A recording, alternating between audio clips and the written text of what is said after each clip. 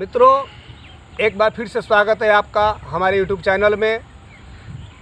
और अभी हम बताने जा रहे हैं आपको मांस भक्षण क्यों नहीं करें। बहुत से लोग मांस भक्षी हैं, लेकिन मांस भक्षण नहीं करना चाहिए। क्यों, आपको आध्यात्मिक और वैज्ञानिक दृष्टिकोण से बताने जा रहे हैं।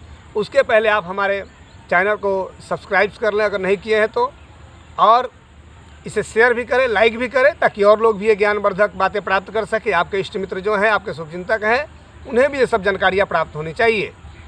तो मांस भक्षण क्यों ना करें। मित्रों, अक्सर हम लोग देखते हैं कि गांव में, घर में कोई भी व्यक्ति मर जाता है, कोई पशु मर जाता है, कोई जीव जंतु मर जाता है, तो जैसे ही उसको 3 से 4 घंटे तक अगर हम छोड़ देते हैं मृत अवस्था में, तो थोड़ी देर के बाद उसमें से बदबू आने लगता है, पस आने लगता है, कीड़े हो जाते हैं उसमें। अब उसको क्या करते हैं हम लोग, कोई घर में मर गया तो, या कोई पशु हो चाहे आदमी हो, उसको फटाफट घर से बाहर निकालते हैं और जैसे जिसकी क्रिया है उसे कर देते हैं।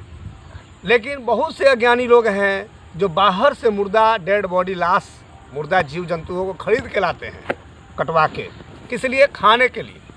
अब बताइए, क्या मांस जिसमें से रस नहीं पस निकलता है, कोई भी जीव मर जाता है तो उसमें पस बनता है, पीप बनता है, और उसको लोग ला के तेल मसाला मिला के खूब बढ़िया से उसको बना के खाते हैं।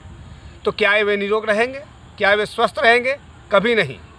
आज कोरोना रूपी महामारी भी फैला, उसमें भी कारण है ये मांस भक्षण, ये मांसाहार, गलत खान पान। यानी अभी भी बिहार सरकार के स्वास्थ्य विभाग का भी रिपोर्ट है, दैनिक जागरण में छपा है 12 या 14 अप्रैल को। इसमें छपा है कि बहुत से पोल्ट्री फार्म से मुर्गियाँ मंगवाया गया है, स्वास्थ्य विभाग ने मंगवाया है अलग अलग। इसमें सिवान जिला से ही मंगवाया और बहुत जिलों से मंगवाया, और उसमें चेक किया गया, जांच किया गया कि कोरोना वायरस है कि नहीं। तो ये सही पाया गया है कि उसमें कोरोना नाम का वायरस है। अब बताइए, हम लोग मृत्यु खरीद के लाते हैं, मृत वस्तु खाओगे तो जल्दी से मृत हो जाओगे, यानी बीमारियां घर में लाओगे तो बीमार तो पड़ोगे ही। और इसके अलावा हमारा पाचन तंत्र जो है मांस पचाने में सक्षम नहीं है। अब ये तो साधारण अन्न पचता ही नहीं, क्योंकि आज हम लोग रासायनिक केमिकल के खाद्य पदार्थ खा रहे हैं। अब नाना प्रकार के फर्टिलाइज़र डाले जा रहे हैं खेतों में, उसको हम लोग पचा नहीं पाते, और डेड बॉडी, मुर्दा, लाश खरीद के लाते हैं और उसको खाते हैं। अब हमारा पाचन तंत्र उसको पचाता नहीं है, तो धीरे धीरे वो सड़ता है 3 दिन 3 रात में, और 21 दिनों में 1 दिन का खाया हुआ धीरे धीरे निकलता है। अब उसको पचाने में हमारा शरीर जो ऊर्जा है वो धीरे धीरे समाप्त होता है।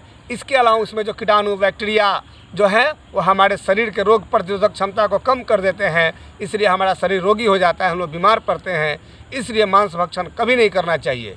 इसके अलावा जिस जीव को हमने खाया वो क्या खाया, उसने क्या बीमारी लाया, कौन कौन से गंदे पदार्थ खाया, ये भी नहीं जानते हम लोग।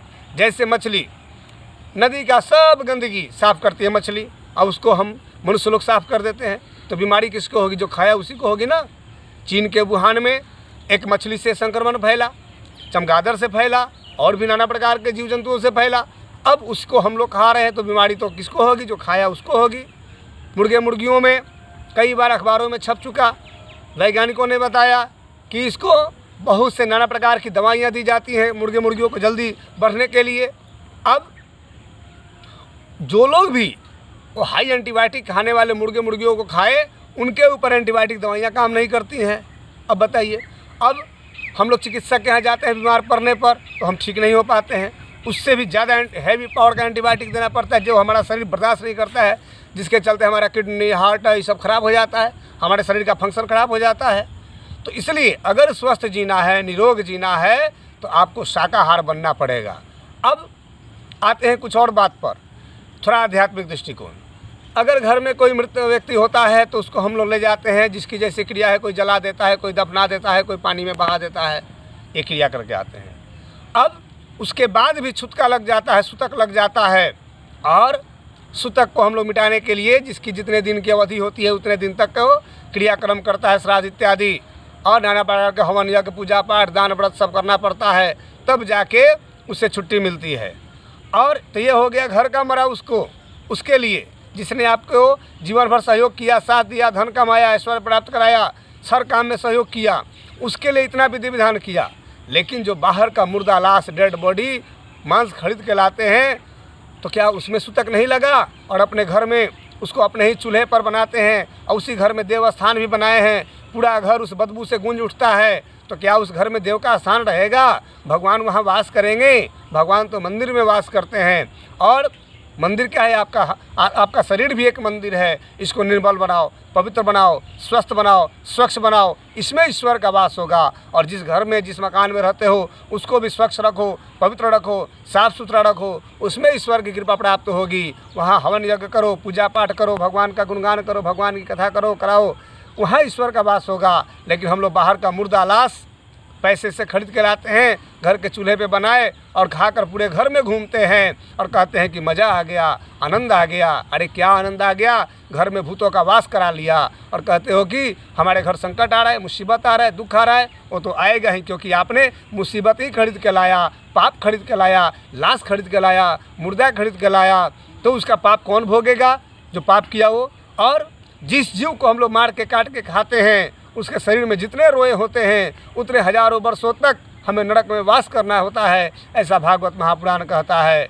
और जिस जीव को मार के खाते हैं हम लोग, वह जीव हम लोग जब परलोक जाते हैं तो रुरु नाम का जीव होकर रास्ते में वो पड़ा रहता है। जब हम लोग नरक की यात्रा करते हैं, हम लोग को जाते हैं, उस समय रास्ते में वो हमें कैसे क्या करता है? वो रुरु सर्व से भी भयानक जीव है, वो हमें निगल जाता है और उसके बाद चबा चबा के चकनाचूर कर देता है। उसके बाद भी हमारा प्राण जो है उस 17 तत्वों के शरीर को, यातना देह को वहन किए रहता है और हमें उससे छुटकारा नहीं मिलता। बहुत जोर जोर से चिल्लाते हैं, रोते हैं, लेकिन बचाने वाला कोई नहीं। उल्टे यमदूत कोड़े बरसाते हैं।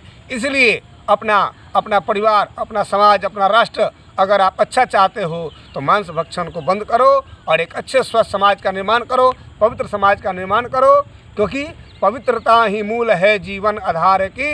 यही है संस्कृति, यही है संस्कृति। जय श्री कृष्ण।